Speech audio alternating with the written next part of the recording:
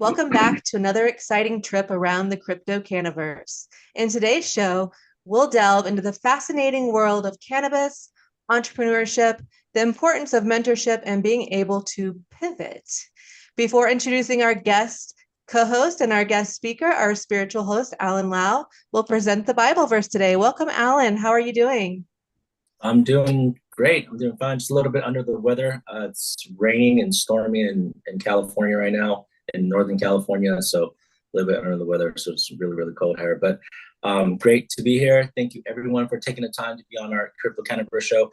And our verse today comes from James 1:12. Says, "Blessed is the one who perseveres under trial, because having stood the test, that person will receive the crown of life that the Lord has promised to those who love him." This verse encourages endurance and faithfulness during challenging times, promising a reward for those who remain steadfast. During this period of change, staying steadfast, maintaining faith, and enduring challenges can lead to a rewarding outcome. Just as one perseveres through trials, embracing the new journey with determination and trust can yield positive results. I think this one hits me where God will guide you into a place that He promised you that He'll take you. As long as you trust the journey, you persevere through difficulties and trials, and knowing that there's positive results as long as you trust and believe and don't lose faith during challenging times. So like Crystal, as we pivot through life, it can go different directions. Stay the course and knowing that God has a great plan for you. Thank you, Alan. Appreciate that. The Crypto Canniverse is putting together a pitch contest for female founders, and BlockSafe has agreed to be our first sponsor by giving the winner $20,000 in a development grant. We are also getting interest from VCs. If you would like to be a sponsor, please reach out to Crystal Wampler or Alan Lau on LinkedIn. That's the best place to reach us. And I would like to welcome our good friend, mentor, and guest co-host today, Mr. Anthony Fino. Welcome, Anthony. Good morning. Nice to be here again with you all. Hi there. Good morning, Anthony. Anthony, can you take a minute to tell our audience a bit about yourself? Sure. I am an entrepreneur for about almost 25 years now. I started off with passions of wanting to socially and environmentally impact the planet. That was 20-something years ago. My first venture in West Africa brought me close to the culture of Africa. I had created a company that helped revitalize the local textile industry in West Africa. And from there, I came back to New York and got involved with real estate investment banking, and got some great mentorship from a couple of key traders in New York City. From there, I used my real estate investment and background to fund entrepreneurial ventures, which have persisted since then, mostly focused around health and wellness. I have a hotel in Costa Rica that focuses on health and wellness. And in 2017, got into the cannabis industry when I learned more about the health benefits of cannabis. And since then, I've been an investor, operator, and focused mostly on brand development and go-to-market strategies. Most recently, am partnered with a company on the East Coast that's rolling out an additional 17 stores over the next 3 to 5 years. They currently have 3. So we just started that project. It's an interesting project. They're highly profitable, and there's a lot of potential there. And that's what we're focused on right now. Thank you. Anthony, you recently launched your own company. Can you tell us the name of that? It's called Branding Licensing Marketing, BLM. And the website is brandtomarket.pro. And that model is really focused on IP licensing with a non-plant touching model.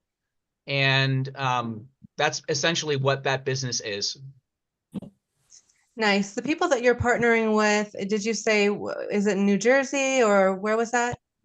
The company on the East Coast is called Dazed, D-A-Z-E-D. They're based out of New York with 1 store in Union Square, New York City, and 2 stores in Massachusetts.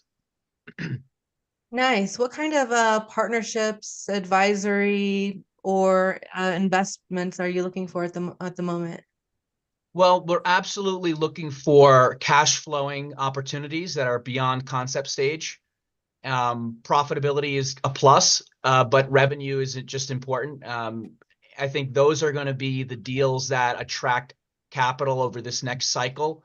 We do see increased interest from investors, and we think that those cash flowing assets that have some profitability are going to be the first ones to be invested in. So we are focused on that. I mean, from the retail side of things, there is an opportunity to acquire as we expand. So that's a real possibility. There's also interest in acquiring licenses throughout the state of New York right now to have some control over that vertical coming to market. Thank you for sharing. You know, today we're going to be talking about learning to pivot and the importance of mentorship in the cannabis industry, and actually just generally any industry. My question to you is, you know, what's one lesson that you, or yeah, what's one lesson that you can tell our audience that you've learned, you know, in business and in pivoting? Is that for me? Yes. Yeah.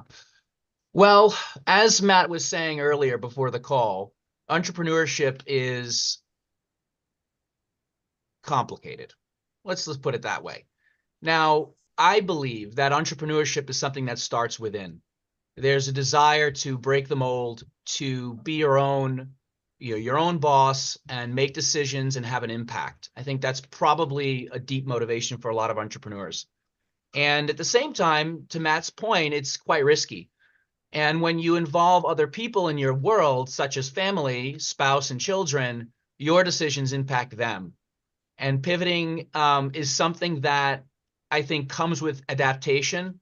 And I think being a good entrepreneur, you have that innate sense of adaptability, the ability to look outside the box, to be critical and be honest with yourself and the circumstances at hand. I think the honesty piece is critical to a successful pivot. If you're deluding yourself about what actually happened, or you're telling yourself a story, that's just going to send you back on the wrong trajectory. So I think an honesty portion of this and that's not something that just happens. I think honesty is an active practice. You've got to dig through the layers, be honest with yourself, as painful as or difficult that might be, to get clear about what's working and what's not working. And I think that helps to really define the pivot. Yeah, I have to agree with you. You know, being honest with yourself is one of the most important things in being an entrepreneur. And, you know, like Matt was speaking about earlier, you know, having the right mentorship, the right team around you to help keep you honest is super important as well. So thank you so much for being here, Anthony. Can you tell our audience where they can reach you at? Sure. You can find me on LinkedIn, Anthony Finno, or you can shoot me an email at anthony@brand2market.pro. That's BRANDTOMARKET.pro, as in professional. Thank you. Brand2market.pro. You're welcome. Thank you so much. And we will also drop it in the chat, and we'll drop it on our social media sites as well. You know, before we introduce our guest speaker, I just want to say that I met our guest speaker last year at Benzinga in Chicago. And I have to tell you, I instantly fell in love with his personality. Just such a kind human being. Didn't know me from Adam, and just was very open and honest. And I just want to say that I really appreciate that. So I want to put our hands together and welcome Matt. Matt, welcome. Thank you, Crystal. Appreciate it. And the feelings are mutual. Definitely really enjoyed our initial interaction and, you know, meeting in Chicago. Really appreciate Los for connecting us. And, you know, I still remember our initial conversation in the lobby bar, getting to hang out, catch up, talk about all things crypto, cannabis, faith, and, you know, really appreciate the opportunity to speak here, and for you always welcome me into your network. So thank you. You're most welcome. You know, congratulations on your recent family member. How is that going? Thank you. Really appreciate it. It's awesome. It's the greatest thing in the world. And, you know, don't have many regrets. The only regret I have is that I didn't do it sooner. I think, I tried to be quote unquote responsible about it and thought I had to check all these boxes until I started a family, and then I did it and I had built it up in my head. And now my wife and I just can't wait to have another one and, build our family. So he's healthy, well, growing, beautiful little baby boy. And it's so much fun to see him at the end of every day. That is wonderful. Thank you for sharing that. How Can old? you- How old is your son? Yeah, yeah. He's 9 months. So he's just started crawling about 2 or 3 weeks ago. He's very eagerly trying to walk. So I'm in the middle of another transition of trying to baby proof our home right now, and chasing that little guy around. One of the things I remember, Matt, I have 3 children. They're 11, 9, and 7, but I remember those days. And I remember realizing that when the baby goes from on the floor crawling to standing up and maybe holding on the couch or something else, that in itself is a transformative moment where you're on the ground and then all of a sudden your view and perspective completely shifts. Yep. I just remember that being such an interesting time, and trying your to reach. and trying to put yourself in the baby's perspective. I think that's just a moment that none of us really remember, but it must have been impactful. The moment we stood up and looked around, it's like, wait a minute, this is different. Oh, absolutely. It's definitely a transition. I think having a baby is a transition. And then once the baby starts to develop kind of autonomy in terms of like crawling, like that was a whole nother game changer, because, it was so dependent on my wife and I didn't go anywhere. Like, I'm working out, I sit him down in his little chair in front of me, work out, it'd be great. Now he's like, nah, you're boring. I want to go play with this light socket, or I'm going to go chew on this extension cord. So it's definitely one of the greatest joys in life, for sure. And I'm very blessed to have a healthy, beautiful boy. My wife is healthy and great. And, I think that's all we can really ask for at the end of the day, right? Word. Absolutely. Let's kind of move on and talk about your history and what you're doing in the cannabis industry. Absolutely. So just to give a high level summary, longtime cannabis operator. I entered the industry in 2009 under the Prop 215 umbrella, built up a collective in Orange County that serviced Orange County and San Bernardino. Early 2009, got to manage and build that for a long time. And then from there, that just kind of I guess, laid the foundation for the next 15 years. And over the course of that time, have built and operated every part of the supply chain from cultivation to retail, and have recently had some experience in multi-state expansion and multi-territory brand operations. So where I find myself now is working deeply with Panther Group on identifying kind of what Anthony had touched on earlier is kind of this cannabis 3.0 wave of capital that'll be coming in, and who is that going to be allocated to? So Panther and Jordan are working on putting together a debt fund that should go live here shortly. Similar to Anthony, looking for break even or profitable businesses that have a great leadership team looking to expand and build. I will be working with Jordan on the advisory, M&A, and kind of sales side of that, as well as hopefully behind that, we'll be launching an infrastructure fund that targets plant touching operations in strategically identified territories that we can use to advance the industry forward and help multi-territory expansion from the brand and operator perspective. Jordan, can you expand on that a bit? Sure. Anything in particular, or? Well, Jordan, I should mention for those who don't know, Jordan runs Panther Group, which Matthew is now working with to explore these opportunities. Can you talk a little bit more about those opportunities you're working on with Matthew? Yeah. What you're looking for, and et cetera? Yeah, absolutely. So thank you, Crystal, for having me here again. I got to be a guest like Matt a bunch of months ago. I enjoy his performance and episode more than mine for sure. But I'm honored to be here again. So Matt and I met initially when we made an investment in Yes Cannabis, which is a also a multi-state operator. So that's how we initially got connected. And as we've been talking about, maybe before or after, whatever, but the cannabis space, a lot of pivots, a lot of reinventing yourself and adjusting to the realities that are being created every single day. And so ultimately through a really close friendship and alignment of values and similarities of how we saw the business, Matt and I realized that there was a lot more we could do together, kind of alongside, and so really I say that to just give the background of we've been investing in this industry for 7 years.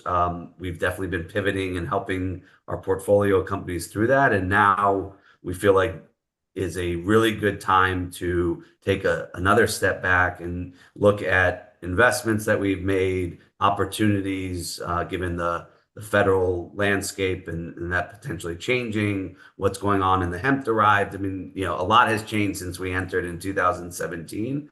And so really it's a evolution of us as investors looking at the space and saying, how do we capture these opportunities better? And a lot of that has to do with, taking talent from the portfolio companies and giving them a different vantage point, like we were talking about with the child example, like, getting them off the ground and changing their perspective. And so that's what thankfully what Matt and I have been able to do. And in that, it starts changing the conversation with other capital partners, and the vision obviously evolves. And so it's really at this point a lot of again, taking our positions and portfolio companies relationships and saying, where can we find really good synergies? Where can we unlock value? Where can we create more economies of scale, reduce redundancies, really optimizing the performance of the investments that we have.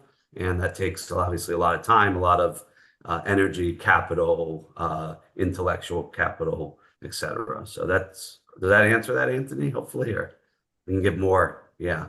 Yeah, that was great. That was great. I'm thinking about a lot of I mean, you've seen so much. Jordan and Matthew have seen a lot. I know that Jordan Panther was invested in Yes Cannabis. It still is, right? Yep. And is that originally how you guys met? Yes. Yeah. Okay. So, and I imagine now that you go working together on sort of portfolio, Panther Group's portfolio companies, you're seeing a lot of pain points that various businesses in the vertical are going through. Is there a common thread that you're seeing that's a real challenge for these groups? And how are you advising them to overcome those challenges? Yeah, so I absolutely think there's a common thread that's really the underpinning of why we're doing what we're doing is we feel like, we can help these companies because, I mean, Frank, let me just look at the data, right? We've been investing in these companies for a long time. Some are doing phenomenally well on their own. The vast majority have not achieved the objectives that we set out and they set out when we had made the investment. That is the reality. So therefore, it definitely, changes the landscape. And so just being honest, like we said, we're going to be honest and open here. Our investors are hammering me every single day about when they're getting their return. And I can't give that answer because I don't know unless I start changing, the landscape that we're operating from and giving the strong operators, more resources, more capital, more talent, more markets, less working capital constraints, just making their lives easier, removing barriers from them that we can remove that make sense and are worth solving for. And so that's what we're looking to do. But the end of the rainbow for us is to help these companies get to an exit. That's the most important thing. So we really are motivated by how do we help these companies get to an exit? And some may be more financially advantageous, some will be less, but we really need to start, turning over the capital. It's an investment at this point. Yeah. Matt, I'm going to turn it back to you. I mean, what are you seeing as that pain point, that common underlying pain point that you're seeing across the board? Yeah.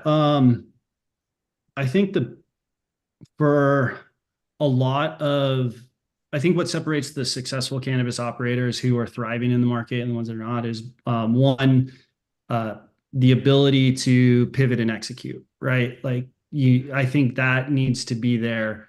And then two, not to say that the operators who are maybe a little stagnant don't have the ability to pivot and execute, but for whatever reason they don't have the resources. But you kind of get stuck with your head down, and kind of what you were talking about when you're crawling, you're just looking at what's in front of you. You're in the mud, and by changing the perspective a little bit, by bringing in a strategic alliance, a joint venture, something like that, it forces you to shift the perspective and look at the landscape from a different perspective or viewpoint. And then you can kind of see some of the shortcomings of your operations, right? So it's really hard to be, it's really hard to reflect when you're in survival mode. And I think we need to get operators out of survival mode so that they can get back to being the spirited entrepreneur that they were, right? And time is a luxury in cannabis, and the resource that allows for you to have your time is capital, right? And so one of the things I like doing with Jordan, and really like his approach to it, is how can we look at this landscape of investments that Panther has made? One, right? Two, close friendships and strategic alliances. And then three, future investments. And how can we line all of these things up so that we identify synergies, remove redundancies, drive efficiencies, and increase profitability, right? And that does a lot of things for the operators. It allows them to progress forward collectively and more effectively. But then from an investment perspective, it's amplifying the value of my dollar with, compounding growth across multiple companies, right? And so let's say there's a company Panther's looking at investing. One of the criteria or the lenses we look at that investment through now is, how does it fit into the existing portfolio? Are there companies that can benefit from the value that this brings? Or can, for instance, like a manufacturing facility in Ohio, how many brands are in the portfolio, and how many of those brands would love to be in Ohio? Can we make that happen? Can we reduce the cost to make that happen? And if we can bring enough of those brands to that operation, well, guess what? That operation becomes cash flow positive a whole lot quicker, right? So these are just kind of examples of how we're analyzing the landscape in cannabis and using resources, not just capital, but all resources to kind of be a rising tide that lifts all ships, so to speak. You mentioned something earlier about about being difficult to pivot when under duress. It's difficult to see when you're under duress. And I also think about the culture of cannabis operators, and a lot of cannabis operators have come from a world where they had to be in secret. Being outspoken or vocal or seeking active mentors was not really an option. And they developed a behavior of, I got to do this myself. I got to figure this out myself. And that's a real deep challenge, I think, that you're uncovering by pointing that out. I want to juxtaposition that with a similar train of thought, which is, I don't need to spend on marketing because people are just showing up. They'll buy whatever's on the shelf. Mm-hmm. So what I'm seeing a lot of challenge is that on the one hand, we're going to do this ourselves. On the other hand, we don't need to think about traditional things like a marketing budget because they're just showing up at the store, and whatever we put on the store is going to shelf is going to sell. Mm-hmm. I wonder if, when I think about perspective for struggling cannabis operators, I think about one of the main things is picking your head up, like you said, and asking for help. So how can we encourage operators who are in this rut to stop take a deep breath, look up, and ask for help. What would you say to those folks? Yeah. So one of the things, so I like to provide it at like mentorship to people, in my personal life, professional life, however it is. And this is something I take from my mentor, who was my grandfather. And he would always tell me he's willing to invest unlimited hours of time as long as someone is willing to listen, right? And that kind of translates to me as though in the world or in industry, you can recognize those who are hungry for knowledge or hungry to change or searching for answers, right? And it takes a certain level, a certain level of humbleness to do so. And I think, one, we have to be brutally honest with ourselves that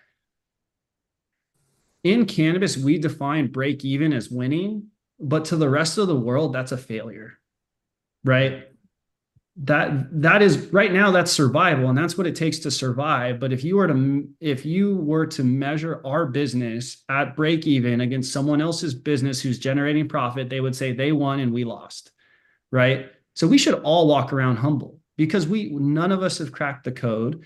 We're not killing it, right? We are surviving. And because we're surviving, let's acknowledge that. And one, absolving ego, right? Absolving ego, being willing to accept the help and search for the answers, I think is a really fundamental shift in an entrepreneur's, but specifically a leader's perspective, right? I really practice the method of servant leadership, right?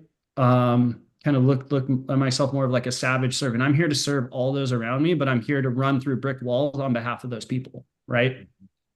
And that's one.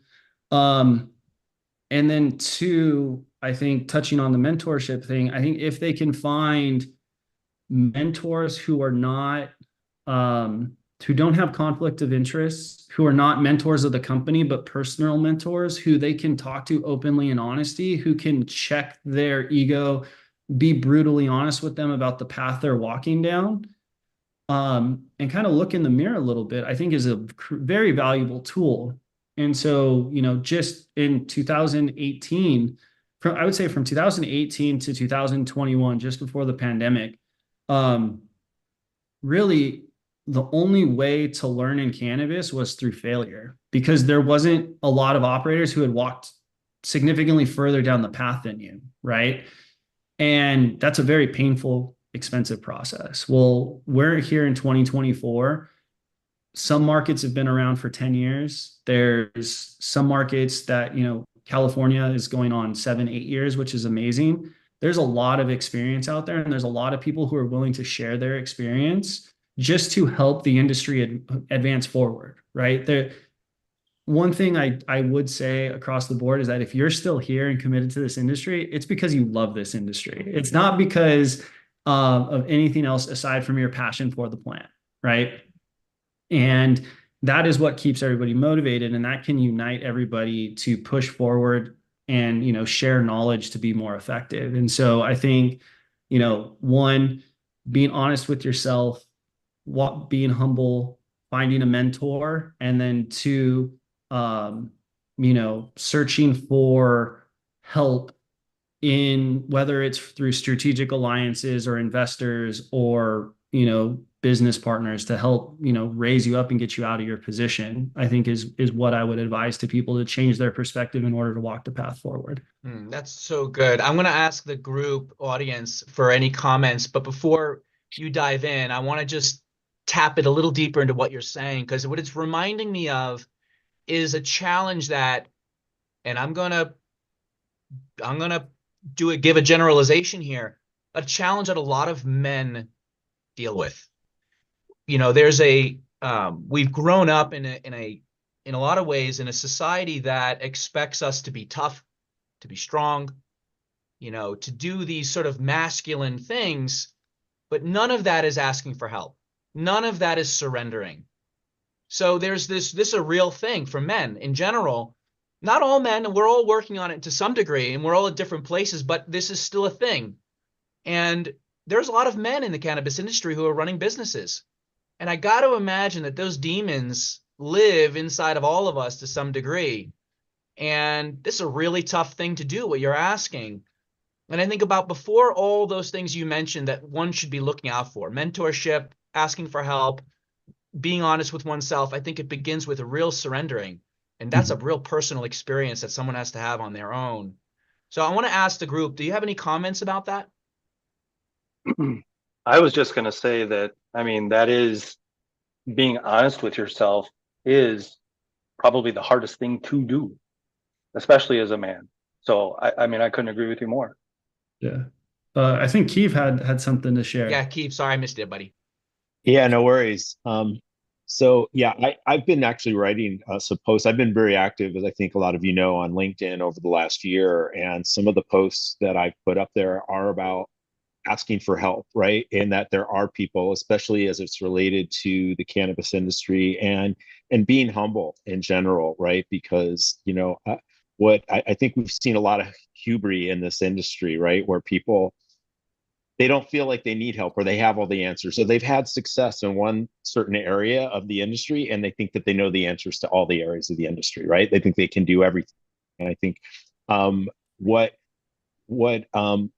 it's interesting, your point, Anthony, because I wasn't going to talk about this, but you know, I do think a lot of the people that reach out to me through in DMs on LinkedIn, more women than men, which are, they're more willing to kind of come and ask for help and try to admit that they could use some help, they could use some mentorship.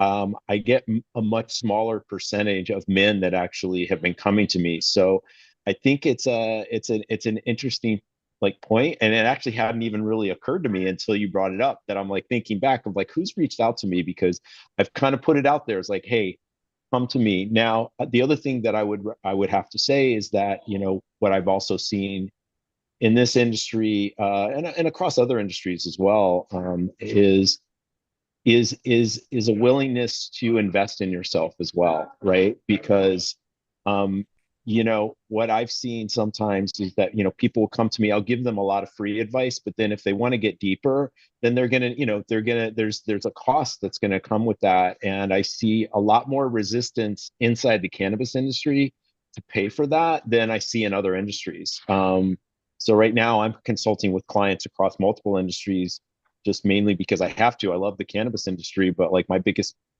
client right now is a fashion client, right? Because they're willing to invest in themselves and to learn how to build out their IP portfolio, their branding, how to become better entrepreneurs, how to learn from others. So my words of advice and wisdom is like, you think about like, so I focus a lot on brand and intellectual property. I found a really interesting stat recently, which is that Brand Force, which is a consulting firm, 20 to 25% of the value of your business is tied into your brand, you know, and that's across multiple industries. So it's a very general, you know, statement. But when I look at companies or entrepreneurs or businesses that aren't willing to invest a little bit of money on what can incrementally increase their business by, 20, 25%, to me, that shows a very short-sightedness. And it kind of gets back to what Matt was saying earlier, which I understand. It's so easy to just get caught up in you can't see the forest through the trees. You're caught up with your head down, you're caught with your head down, just kind of focusing. But that step back and like leveraging experiences and of people who have been there and done that, I found that incredibly valuable and I never regretted a dime I spent on that. So just my kind of friendly words of advice, don't be afraid to ask for help. And then, when it comes right down to it, if you need deeper help than, the free help that you're able to get, invest in yourself. It's well worth the investment. Mm-hmm. You think some of that has to deal with the fact, like Matt was talking about, the break even kind of mentality in the industry, that because it's more of a break even as opposed to being profitable, that it's kind of a constraint as far as investing in yourself and in your business, as far as different ways to, capitalize on better investments? Yeah, I would say the objective for most cannabis companies isn't to break even, but I think we Well, no. Yeah, Exactly. I think we settle for it. I think we hang our hats on it that like, hey, at least we're break even, we're surviving. Sure. I think to your point, I think a lot of the mentality in cannabis is playing the game, expecting the rules to change. Right. I think everybody is playing the game and expecting regulations to decrease, taxes to decrease, the end of federal prohibition. Oh, when this happens, we'll be profitable. When this happens, we'll be profitable. No, you play the game by the set of rules that are outlined and you do it the best you can and you look to achieve profitability, right? And you don't settle for anything else until you achieve it. Right? That's what entrepreneurship is. It's putting your head down and achieving the objective despite all challenges that are placed in front of you. And that is extremely difficult in cannabis. I'm not saying it's not challenging in any way, shape, or form, but that's the mentality you need to have. And one of the things I wanted to touch on, Mike, that really resonated with me, you said, being honest with yourself is one of the hardest things to do, and probably the hardest thing to do as a man, as a leader, as an entrepreneur. And I agree. And it's in times of desperation and when men seek help after we've been broken, right? And it takes, varying degrees of brokenness for men to open up. But I think if you have enough life experience or enough business experience as an entrepreneur, you've been broken a few times, and you that experience leads to being humble. And I think that's the other thing we have to look at is cannabis is a very young industry. When you look at the age of executives or business owners or founders, it's pretty young compared to other industries, and there isn't a whole lot of life experience. There's not a whole lot of business experience, and I've been there, right? I started my first cannabis company when I was 20 years old, right? Even now, I'm only 34. But I've had 15 years of getting punched in the face to I figure see a lot of gray hair in there too. to figure out that I need to ask for help. And, Anthony, what you touched upon is, the overemphasis on masculinity from, a male's perspective, right, is really interesting because that's what's been modeled to society. And us as men, I think, need to question where we derive our definition of masculinity or what a man truly is, and where do we get that from? We're on a faith-based show, so I'll share, I get mine from the Bible. Bible clearly states what a husband and a provider and a man should be. And, yes, my wife should follow me, but I should die to her daily, right? And that's also part of my thesis in servant leadership is, if you've agreed to follow me, yeah, you're going to follow me unconditionally, but I'm going to die to you every day, which means I'm going to put the needs of the collective whole before myself in order to make the decisions on the best interest for everybody, right? And I think that is lost amongst leaders and men today, right? I want to look at this same topic from the flip side, from the consumer side for a moment. And I think it's fair to argue that consumers, whether they be cannabis consumers or cereal shoppers in the cereal aisle at their favorite grocery store, consumers behave more or less the same. We tend to repeat patterns as consumers. And a lot of times we crave to be loyal to a product or brand that's worked for us in the past. Now, in cannabis, I noticed that operators aren't as tuned into consumers' behavior as they are in other industries. So what can consumers tell us? What can consumers tell operators to have operators look up from their desk? What can operators be looking for in consumer behavior to jar that perspective, to help them see the bigger picture? I mean, this is an amazing topic. I know Keith, Jordan, and I probably have a lot to say on consumer behavior in the cannabis space. One, I mean, where a consumer spends their dollar tells you everything, right? I think the lack of cannabis brands or manufacturers being tuned into consumer behavior is probably not because of a lack of desire. It's probably because of an unwillingness to break through the deterrents to obtain that data and to connect with them, and an unwillingness of retailers to collaborate with the rest of the supply chain.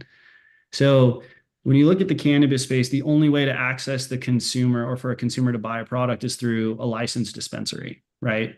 Or licensed non-storefront retail, which is a delivery company that doesn't exist in all territories, which means that they are the gatekeeper to the consumer and everybody else filters through that. If they're not willing to share consumer data of who's buying your product, when they're buying it, and basic contact information, you have no insight into who's actually purchasing your product, one.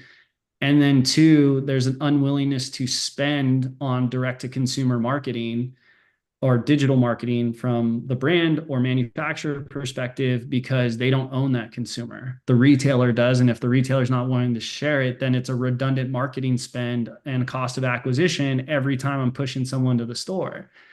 And I think these are some of the growing pains we have to go through in the cannabis industry, and hopefully through consolidation, it'll open up. Hopefully this time of consolidation, which is also a time of desperation for cannabis operators, will open up the willingness to collaborate. And I think we're starting to see that.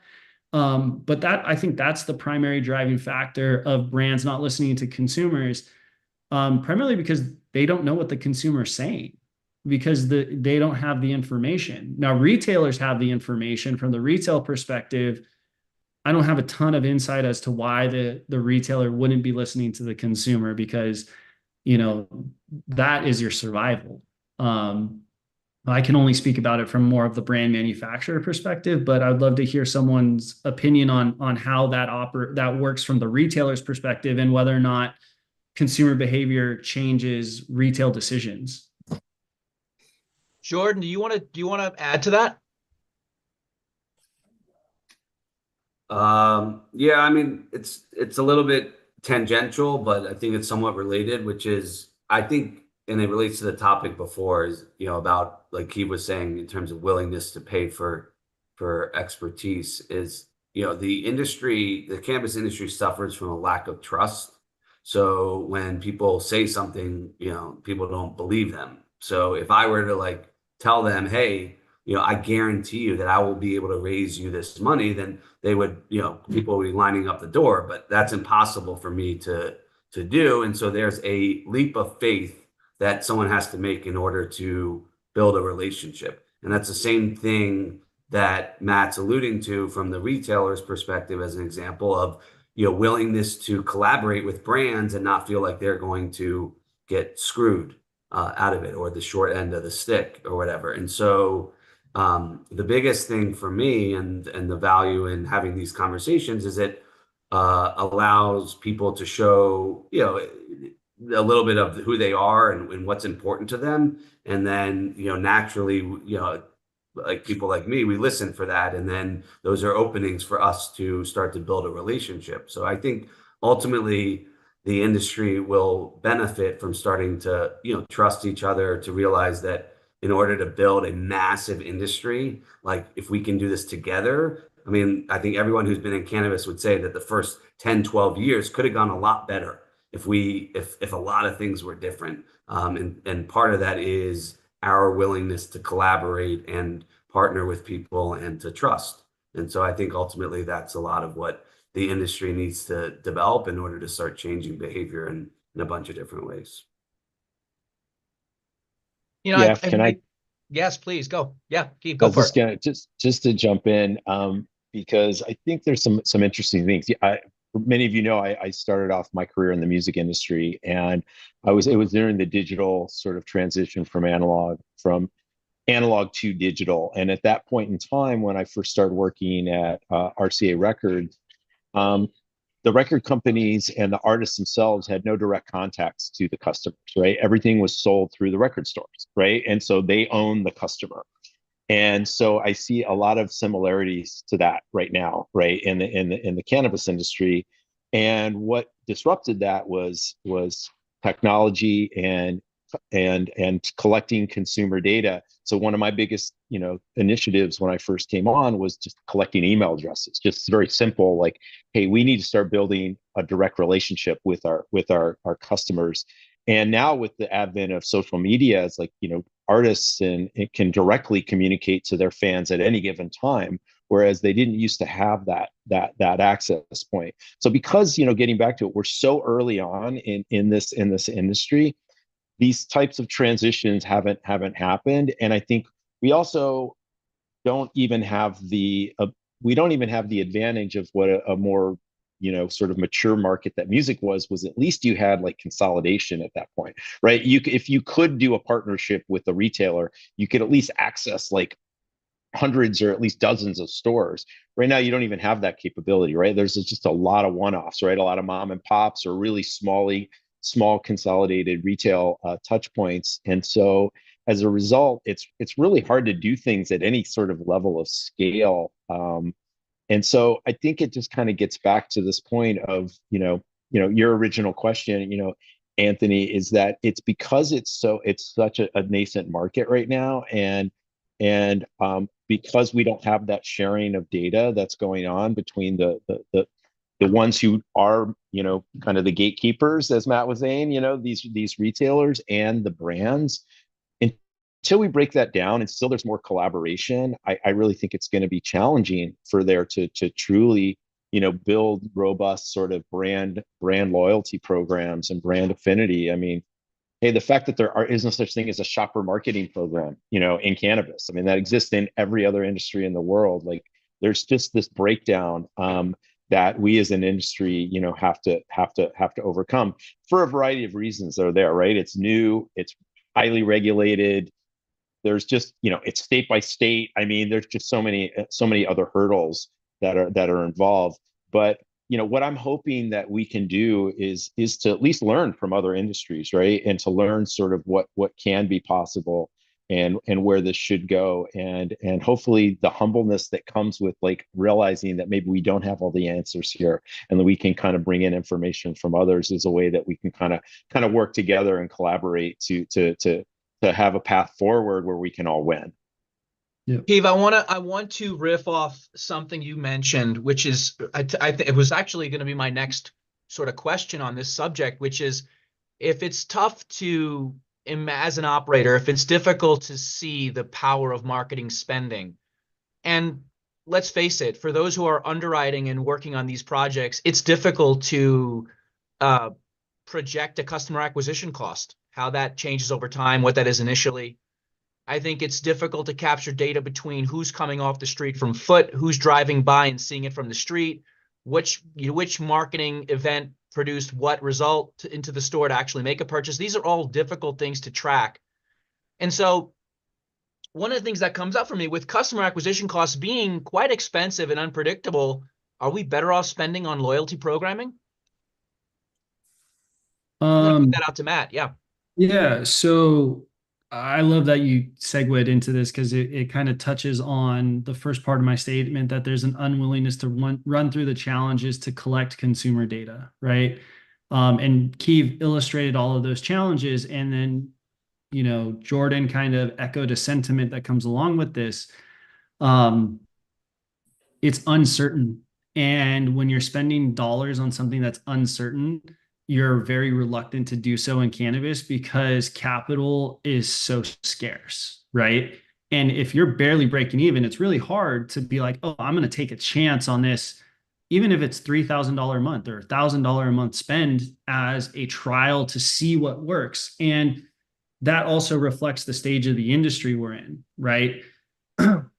There is not a roadmap for paid digital marketing in cannabis right now. You can't go pull it up you can't look it up on the internet. There's no book written on it. There's nothing, right? So what we're doing is we're trying to take what has worked in other industries and apply it to this one and circumnavigate terms and conditions of social platforms and search engines, navigate regulatory framework and infrastructure, and a highly fragmented market, right? So we are, we've played with a lot of this more sophisticated technology, but it really is just an experiment.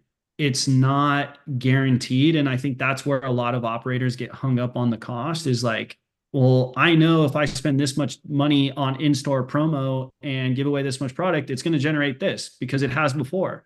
This is completely unknown. However, I would argue that this is an investment in the future, and the people who are working to solve these problems that we're talking about are the people that are going to be winners.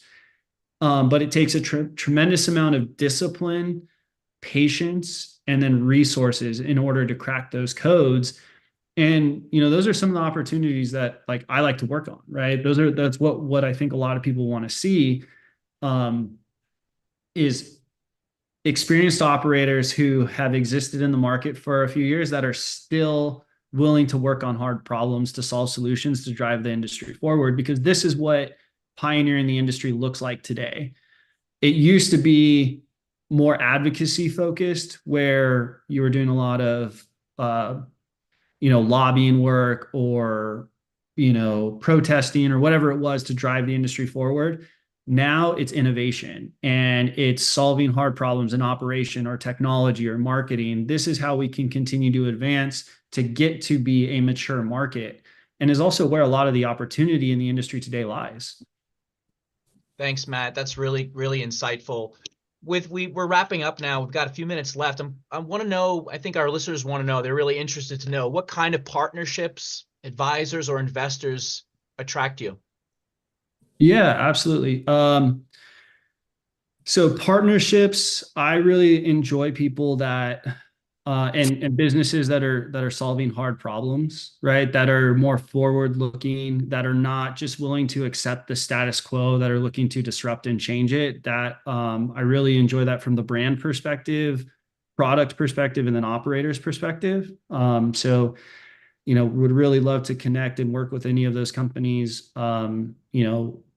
Whether it's through an advisory, consulting, or even helping get you some capital. Those are things. Clients primarily right now are cannabis operators looking to expand into new markets, right? That's a really hot thing. Asset light expansion, or expansion through acquisition on the operation side.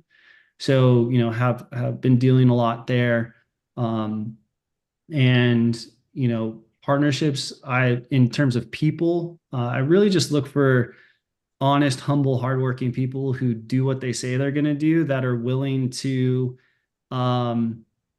sacrifice themselves for the greater whole, right? We're all a part of the cannabis industry.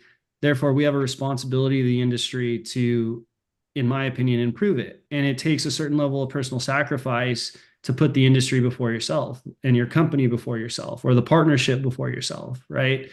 And I think when people start putting their own individual needs before the needs of the collective whole, you start to see fractures in the relationship, and then it starts to crumble, and it ultimately will lead to failure. And so if we're agreeing to align on a common objective, even if it's for 2 weeks or a month, let's do what we say we're going to do. Let's be committed. Let's be honest, loyal, and get the thing done. And so, personality is huge for me on who I work with.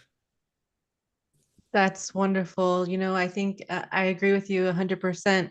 Being honest, loyal, ethical is being honest, and really doing what you say you're going to do, walking the talk. I think that that's one of the reasons why everyone that's in cannabis on this call right now is still in cannabis, is because they do what they say that they're going to do, which is super important.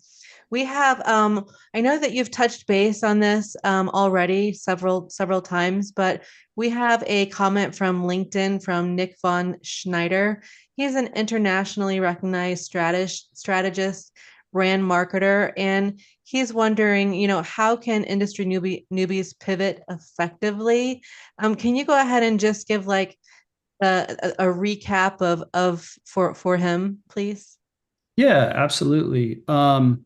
So in order to pivot effectively, I think one of the initial steps I would do, I would probably look at multiple solutions or multiple paths forward, right? And I would come up with at least 3, as many as 10, and look at them really in detail and run through that exercise, and then pick the best one that fits my specific needs, right? What are my capital constraints? What are my time constraints? What resources do I have on hand to help this? What is the probability of success? All of these things, right? And then I would lean into mentorships and advisors, trusted people that can poke holes in my theory, and where I see the opportunity, that have experience doing what I'm trying to do, right? And if you can't find an experienced operator in cannabis willing to share it, if it's a marketing pivot, talk to someone who's an expert in marketing that has been a CMO. If it's an operations, talk to somebody who has 20 years of experience as a COO, right? The one thing that is common amongst everybody who has experience is that they're willing to share their knowledge, right? Very few people with real experience are not willing to share their knowledge. And it just takes, you just have to ask, which means you have to go back to our conversation. You need to be humble, you need to be willing, and you need to be searching for answers. And if you can do those things, I think you can overcome any challenge and pivot that presents itself to you. But after that, it's all about putting your head down, doing the hard work, executing, and doing what you say you're going to do, right? Being consistent, showing up every day. You don't have to fix it all in one day, but you need to work on it every single day and know that at some point the result will come. And that's where, patience and consistency will come from, right? Wonderful. Thank you so much. Ask and ye shall receive. So with that, Matthew, thank you so much for joining us today. Can you tell our audience where they can reach you at? Yeah, absolutely. The best way to reach me is Matthew at m2ventures.us. That's my direct email address. If you're feeling ambitious, you can search for Matthew Martinez on LinkedIn. But there may be quite a few of us on there. So I encourage you to use my email to reach out. Thank you so much. Alan, can you please close in prayer? Yes, thank you. Let's bow our heads. Dear God, thank you so much for this another week of Crypto Cannaverse. Thank you for Matthew and our co-host, Anthony Fino, being in our presence, Lord. And God, we continue to believe in your greatest plan for us. Guide us in your path. Although you may take us into different directions in life, knowing that we have endurance, we have faithfulness and steadfast in your love, and knowing that all things that you do it for the greatest, for our future, knowing that we continue to believe and continue to have faith in you. Let us not lose faith, and let us continue to believe, continue to trust, and pray for this group as we continue to learn more about you and see what you have in front of us. Lord, we are just so thankful. We show a lot of gratitude in all things that we do. So I pray all this in Jesus' name. Pray. Amen. Amen.